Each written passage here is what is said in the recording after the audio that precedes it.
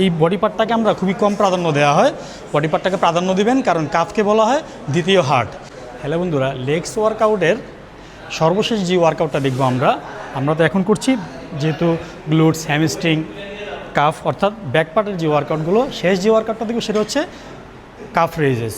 Calf raise যেহেতু আমাদের ভিডিওগুলো বিগিনারদের জন্য, ওয়েট ছাড়া কিভাবে আপনি ঘরে বসে ওয়ার্কআউটটা করতে পারবেন সেটা এখন দেখাবো। আসুন। ওয়েট ছাড়া যেভাবে আপনি কাফ রেজ ওয়ার্কআউটটা করবেন সেটা হচ্ছে আপনি দেয়ালের সাপোর্টও নিতে পারবেন, যে কোনো একটা জিনিস ধরেও সাপোর্ট নিতে পারবেন। জাস্ট আমি দেয়ালটা দেখাচ্ছি। দেয়াল সাপোর্ট নেবেন, পাগুলো একটু সোজা রাখবেন, তারপরে এইভাবে টোর সাপোর্টে আপনি উপরে উঠবেন।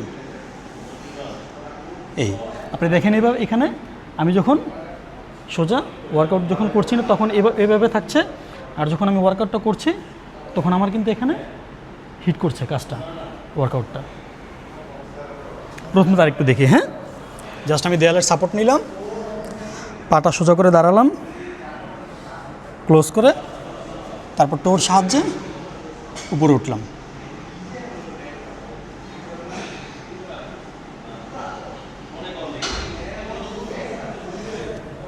আরেকটা কথা বলে রাখি, আপনাদের যাদের ডায়াবেটিস আছে বা ডায়াবেটিসের পেশেন্ট যারা বা রোগী যারা, তারা আপনারা খাবারের পরে এই ওয়ার্কআউটটা করতে পারেন। এই ওয়ার্কআউটটা করলে আপনার সুগার লেভেল খুব তাড়াতাড়ি নর্মালে চলে আসে। আর জিমে যারা ওয়ার্কআউটটা করবেন তারা তো করবেনই। আর এই বডি পার্টটাকে আমরা খুবই কম প্রাধান্য দেওয়া হয়। বডি পার্টটাকে প্রাধান্য দিবেন, কারণ কাফকে বলা হয় দ্বিতীয় হার্ট। এখান থেকে রক্ত পাম্প করে উপর দিকে যায়। ধন্যবাদ বন্ধুরা, আমরা তাহলে দেখলাম কিভাবে ওয়েট ছাড়া কাফ রেজেস ওয়ার্কআউটটা করে। Thank you.